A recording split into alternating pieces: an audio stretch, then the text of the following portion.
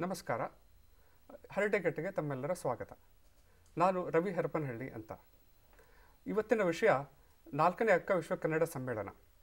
ನನ್ನ ಜೊತೆ ಇಲ್ಲಿ ಕುಳಿತವರು ರಿಸೆಪ್ಷನ್ ಕಮಿಟಿ ಚೇರ್ ಆಗಿದ್ದ ರೋಹಿಣಿ ರಾವ್, ಪಬ್ಲಿಸಿಟಿ ಚೇರ್ ಶ್ರೀವತ್ಸ ಜೋಶಿ, ನಮ್ಮ steering committee member Shailaja Rao ಮತ್ತು ಲಿಟರರಿ ಮತ್ತು ಸೊವೆನಿಯರ್ ಕಮಿಟಿ ಚೇರ್ ಆಗಿದ್ದ ಮೈಸೂರು ನಟರಾಜ್ ಅವರು. ನಾವು ಈ ಸಮ್ಮೇಳನವನ್ನು ಇಷ್ಟು ಅದ್ದೂರಿಯಾಗಿ ನಡೆಸಿಕೊಟ್ವಿ. ಅದರ ಯಶಸ್ಸಿನ ಬಗ್ಗೆ ಒಂದೆರಡು ಮಾತು ಹೇಳ್ಬೋದಾ ನೀವು? 2 ವರ್ಷದಿಂದನೂ ನಾವು ಇದಕ್ಕೆ ತುಂಬ ಸಿದ್ಧತೆ ಮಾಡಿದ್ದೀವಿ. 2 ವರ್ಷದಿಂದನೂ 500ಕ್ಕೂ ಹೆಚ್ಚು ವಾಲಂಟಿಯರ್ಸು ನಮಗೆ ಇದಕ್ಕೆ ಹೆಲ್ಪ್ ಮಾಡಿದ್ದಾರೆ. ಎಲ್ಲ ವಾಲಂಟಿಯರ್ಸು ಅವ್ರ ಮನೆ ಮದುವೆ ಥರ ಇದನ್ನು ಕನ್ಸಿಡರ್ ಮಾಡಿ ಎಲ್ಲರೂ ತುಂಬ ಶ್ರಮ ಪಟ್ಟಿದ್ದಾರೆ. ಆಮೇಲೆ ಇದಕ್ಕೆ ಭಾರಿ ಪೂರ್ವ ಸಿದ್ಧತೆಗಳು ಮಾಡಿದ್ದೀವಿ ನಾವು. ಪೂರ್ವ ಸಿದ್ಧತೆಗಳು ಆಗಿವೆ. ಆದರೆ ಇಂಗ್ಲೀಷಲ್ಲಿ ಒಂದು ಫ್ರೇಸ್ ಇದೆಯಲ್ಲ, plan your work, work your plan ಅಂತ. ನಾವು ಪ್ಲ್ಯಾನ್ ಚೆನ್ನಾಗಿ ಮಾಡಿದ್ವಿ, ಆದರೆ ಅದೇ ಪ್ಲ್ಯಾನನ್ನು ವರ್ಕ್ ಮಾಡಿದ್ವೋ, ಕೆಲವು ಕಡೆ ವರ್ಕ್ ಮಾಡುವಲ್ಲಿ ನಮಗೆ ತೊಡಕುಗಳು ಬಂದವು ಅಂತ ನನಗೆ ಅನ್ನಿಸ್ತಾ ಇದೆ. ಅಂದರೆ ಆಯೋಜನಾ ಒಂದು, ಅನುಷ್ಠಾನ ಇನ್ನೊಂದು. ಆ ಅನುಷ್ಠಾನ ಅನ್ನೋದು ತುಂಬ 100% ಸರಿಯಾಗಿ ಆಗಲಿಲ್ಲ ನಮ್ಮಿಂದ ಅಂತ ನನಗೊಂದು ಅನಿಸಿದೆ. ಎಷ್ಟೇ ಪೂರ್ವ ಸಿದ್ಧತೆಗಳಿದ್ರೂ ಇದೇನು ವೆಡ್ಡಿಂಗ್ ರಿಹರ್ಸಲ್ ಅಲ್ಲ ನೋಡಿ. ಆ ಥರ ಎಷ್ಟೆಷ್ಟೋ ಸಿದ್ಧತೆಗಳು ಮಾಡಿದ್ರು ಕೊನೆ ನಿಮಿಷದಲ್ಲಿ ದೊಡ್ಡ ಮಳೆ ಬಂದ್ಬಿಟ್ಟು ಆಭಾಸ ಆಗೋಯ್ತು. ಕೊನೆಯಲ್ಲಿ ನಿಂತು ನೋಡಿದ್ರೆ ಎಂಥ ಅದ್ಭುತ ಸಮ್ಮೇಳನ ಮಾಡಿದ್ವಿ ಕಾವೇರಿ ಕನ್ನಡಿಗರು ಅಂತ ತುಂಬ ಹೆಮ್ಮೆ ಅಂತ ಅನ್ಸುತ್ತೆ ನನಗೆ.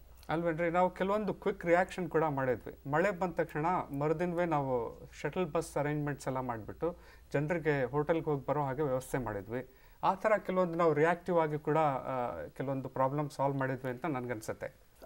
ಈ ಸರಿ ನಾವು ಪ್ರತಿ ವರ್ಷಕ್ಕಿಂತ ಹೆಚ್ಚಿನ ಸಾಹಿತ್ಯ ಮತ್ತು ಪ್ರಕಟಣೆ ಕೆಲಸಗಳನ್ನು ಮಾಡಿದ್ದೀವಿ ಅಂತ ನನಗನ್ಸುತ್ತೆ. ಮೊದಲನೇದಾಗಿ ಭಾರತದಲ್ಲಿರ್ತಕ್ಕಂಥ ಮೊದಲನೇ ಕಾದಂಬರಿ ಬರಹಗಾರರಿಗೆ ಉತ್ತೇಜನ ಕೊಡೋದಕ್ಕೋಸ್ಕರವಾಗಿ ಒಂದು ಸ್ಪರ್ಧೆ, ಅದೇ ರೀತಿ ಹೊಸದಾಗಿ ಕಥೆಗಳನ್ನು ಬರೆಯೋದಕ್ಕೆ ಶುರು ಮಾಡಿರ್ತಕ್ಕಂಥ ಕಥಾಗಾರರಿಗೋಸ್ಕರವಾಗಿ ಒಂದು ಕಥಾ ಸಂಕಲನ, ಅದೇ ರೀತಿ ಭಾರತದಿಂದ ಮತ್ತು ಅಮೆರಿಕದಿಂದ ಕರೆಸ್ಕೊಂಡಿದ್ದಂತಹ ಅನೇಕ ವೈಜ್ಞಾನಿಕ ಮತ್ತು ತಾಂತ್ರಿಕ ಬರವಣಿಗೆಗಳನ್ನು ಕೂಡಿದಂತಹ ಒಂದು ಹೊಸ ಕಿರುಹೊತ್ತಿಗೆ, ಮತ್ತು ಅನೇಕ ಪ್ರಬಂಧಗಳು, ಕವನಗಳು ಎಲ್ಲವನ್ನು ಸೇರಿಸಿ ಮತ್ತೊಂದು ಸುವರ್ಣ ವಾಹಿನಿ ಅಂತ ಅನೇಕ ವಾಹಿನಿಗಳನ್ನೆಲ್ಲ ನಾವು ಮಾಡಿದ್ವು. ಹಾಗೆ ಸಾಕಷ್ಟು ಸಾಹಿತ್ಯದ ಗೋಷ್ಠಿಗಳನ್ನು ಮಾಡಿದ್ವು. ತುಂಬ ಚೆನ್ನಾಗಿ ನಡೀತು. ಈ ಥರ ನಾವು ವೈಶಿಷ್ಟ್ಯವಾದ ಕೆಲವು ಪ್ರೋಗ್ರಾಮ್ಗಳನ್ನು ಕೂಡ ಮಾಡಿದ್ವಿ.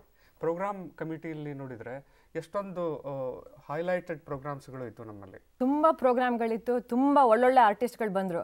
ಅದರಿಂದ ಏನಾಯಿತು ಅಂದರೆ ಮೇನ್ ಹಾಲಲ್ಲಿ ಮಾಡೋದ ಅಥವಾ ಬೇರೆ ಹಾಲಲ್ಲಿ ಮಾಡೋದ, ಅದೇ ಪ್ರಾಬ್ಲಮ್ ಆಯಿತು. ಸೊ ವಿದ್ಯಾಭೂಷಣದ ಪ್ರೋಗ್ರಾಮ್ ಅಂತೂ ಕಂಪ್ಲೇಂಟ್ ಮಾಡ್ತಾಯಿದ್ರು, ಯಾಕಲ್ಲಿ ಬೇರೆ ಮೇನ್ ಹಾಲಲ್ಲಿ ಯಾಕೆ ಮಾಡಲಿಲ್ಲ ಅಂತ. ಅದಕ್ಕೆ ತಕ್ಷಣ ನಾವೇನು ಮಾಡಿದ್ವಿ, ಮಾರನೇ ದಿನವೇ ಇನ್ನೊಂದು ಸತಿ ವಿದ್ಯಾಭೂಷಣ ಪ್ರೋಗ್ರಾಮನ್ನು ಇಡ್ಸಿದ್ವಿ. ಜನರಿಗೆಲ್ಲ ತುಂಬ ಸಂತೋಷ ಆಯಿತು. ಸೊ ಏನಾದರೂ ಪ್ರಾಬ್ಲಮ್ ಆದರೆ ತಕ್ಷಣ ನಾವು ಅದನ್ನು ಫಿಕ್ಸ್ ಮಾಡ್ತಾ ಇದ್ವಿ.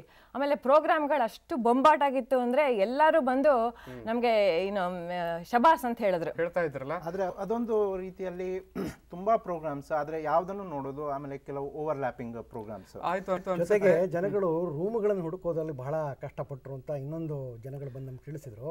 ಯಾವ್ದು ಎಲ್ಲಿ ನಡೀತಾ ಇದೆ ಅನ್ನೋದು ನಮ್ಗೆ ಗೊತ್ತಾಗ್ತಾ ಇಲ್ವಲ್ಲ, ನಮ್ಗೆ ಇದಕ್ಕೂ ಹೋಗಬೇಕು ಅಂತ ಇಷ್ಟ, ಅದಕ್ಕೂ ಹೋಗಬೇಕು ಅಂತ ಇಷ್ಟ. ಸರಿ, ಅದು ನಾವು ಕೆಲವೊಂದು ವಿಚಾರ ಮಾಡಿರಲಿಲ್ಲ ಅನ್ಸುತ್ತೆ. ಕೊನೆಗೆ ನಾವು ರಿಯಾಕ್ಟಿವ್ ಮೋಡಲ್ಲಿ ಕೆಲವೊಂದು ಸೈನ್ಗಳನ್ನು ಇಟ್ಟು ಎಲ್ಲಿ ಯಾವ ಪ್ರೋಗ್ರಾಮ್ಗಳು ಇದಾವೆ ಅಂತ ಅದನ್ನೆಲ್ಲ ಹೇಳೋಕೆ ಶುರು ಮಾಡಿದ್ವಿ. ಅಲ್ಲದೆ ನೀವು ಜೋಶಿ ಅವ್ರು, ನಿಮ್ಗೆ ಗೊತ್ತಲ್ಲ, ಅನೌನ್ಸ್ಮೆಂಟ್ಸ್ ಕೂಡ ಆಗಾಗ್ಗೆ ಮಾಡೋಕೆ ಶುರು ಮಾಡಿದ್ವಿ. ಪ್ರೋಗ್ರಾಮ್ಗಳು ಎಲ್ಲಿದ್ವು ಅಂತ ಅದ್ರ ಶೀಟ್ಸ್ಗಳು ಸಿಗ್ತಾ ಇರಲಿಲ್ಲ ಅಂತ ಜನರು ಕಂಪ್ಲೇಂಟ್ ಮಾಡ್ತಾ ಇದ್ರು. ಪ್ರೋಗ್ರಾಮ್ ಶೀಟ್ಸ್ ಸರಿಯಾಗಿರ್ಲಿಲ್ಲ. ಕೊನೆಗೆ ನಾವು ಬೆಳಗಿನ ಜಾವ 5 ಗಂಟೆಗೆ ಹೋಗಿ ಕಿಂಗ್ ಕೋಸಲ್ಲಿ ಕಾಪೀಸ್ ಮಾಡ್ಕೊಂಬಂದು ತಂದಿಟ್ವಿ. ಆದ್ರೂ ಅದು ಸರಿ ಹೋಗ್ತಿರ್ಲಿಲ್ಲ. ಆದ್ರೆ ಕನ್ನಡಿಗರಿಗೆ ಮಾತಾಡಕ್ಕೆ ಏನು ಕಷ್ಟ ಇಲ್ಲ ನೋಡಿ. ಒಬ್ಬರ ಬಾಯಿಂದ ಇನ್ನೊಬ್ಬರ ಬಾಯಿಗೆ. ಪಲ್ಲವಿ ಸಂಗೀತ ಎಲ್ಲಿ ಮೇಲ್ಗಡೆ 3ನೇ ರೂಮಲ್ಲಿ, ಪುರಂದರ ಸಭಾಯಲ್ಲಿ ಮೇಲ್ಗಡೆ 2ನೇ ರೂಮಲ್ಲಿ, ರಾಜ್ಕುಮಾರ್ ಸಭಾಂಗಣ ಇಲ್ಲೇ. ಈ ರೀತಿ ಮಾತನಾಡಿ ಒಬ್ರಿಗೊಬ್ರು ಬಹಳ ಸಂಭ್ರಮದಿಂದ ಓಡಾಡಿದ್ರು ಎಲ್ಲರೂ. ಇನ್ನೊಂದು ತುಂಬಾ ಚೆನ್ನಾಗಿ ನಡೆದಿದ್ದು, ಎಲ್ಲರೂ ಮೆಚ್ಚಿದ್ದು ಅಂದ್ರೆ ಮೆರವಣಿಗೆ. ಬಹಳ ಜನ ಅದರಲ್ಲಿ ಭಾಗವಹಿಸಿದ್ರು. ಅನೇಕ ಸಂಘಗಳವರೆಲ್ಲ ಅವರು ತಯಾರಿ ಮಾಡ್ಕೊಂಡು ಬಂದಿದ್ರು.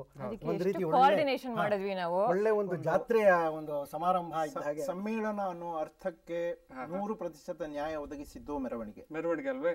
ಈ ಸಪ್ತ ಜ್ಞಾನಪೀಠ ಪ್ರಶಸ್ತಿ ವಿಜೇತರ ಅವು ಕೆಲವೊಂದು ರೋಲ್ಸ್ಗಳನ್ನ ನಾವು ಮಾಡಿ ಇಷ್ಟು ಚೆನ್ನಾಗಿ ಒರಿಜಿನಲ್ ಆಗಿ ಮಾಡಿದ್ವಿ ಅಂತ ಅನ್ಸುತ್ತೆ. ಕನ್ನಡ ಹಿಸ್ಟ್ರಿನೇ ಎದ್ದು ಬಂತು ಅಲ್ಲಿ ಆ ಪ್ರೊಫೆಷನ್ ಅಲ್ಲಿ. ಅದನ್ನ ನೋಡ್ತಾ ಇದ್ದಾಗೆ ಜುಮ್ ಅಂತ ಇತ್ತು ನಮ್ಗೆ, ಅಷ್ಟು ಚಂದ ಇತ್ತು ಅದು. ಒಂದು ನೋಟ ಚೆನ್ನಾಗಿರ್ಬೇಕು, ಒಂದು ಊಟ ಚೆನ್ನಾಗಿದ್ರೆ ಸಾಕು ಅಂತಾರೆ. ಅದಕ್ಕೆ ಊಟ ಹೇಗಿತ್ತು ಜೋಶಿ ಅವರೇ? ಊಟ ಇನ್ನೂ ಚೆನ್ನಾಗಿ ಮಾಡಬಹುದಿತ್ತು, ರುಚಿಯಾಗಿತ್ತಾ? ಊಟ ಇನ್ನೂ ಚೆನ್ನಾಗಿ ಮಾಡಬಹುದಿತ್ತು, ಆದ್ರೆ ನಮಗೆ ಕೆಲವೊಂದು ಲಿಮಿಟೇಷನ್ಸ್ ಇದ್ವು. ಒಂದನೇದಾಗಿ ಅದೇ ಸಭಾಂಗಣದಲ್ಲಿ ಊಟದ ವ್ಯವಸ್ಥೆ ನಮ್ಮಿಂದ ಮಾಡ್ಲಿಕ್ಕೆ ಆಗಿಲ್ಲ.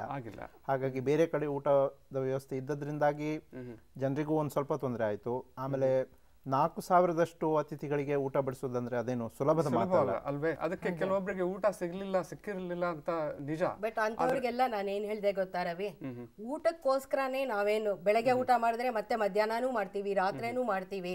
ಸುಮ್ನೆ ಬಂದು ಒಳ್ಳೆ ಪ್ರೋಗ್ರಾಮ್ಸ್ ಇದೆ, ಕನ್ನಡಿಗರಿದ್ದಾರೆ, ಆಮೇಲೆ ನಿಮ್ ಫ್ರೆಂಡ್ಸ್ ಎಲ್ಲ ಇದ್ದಾರೆ, ಎಂಜಾಯ್.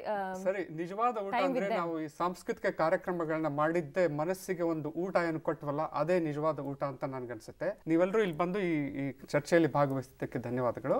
ನಮಸ್ಕಾರ.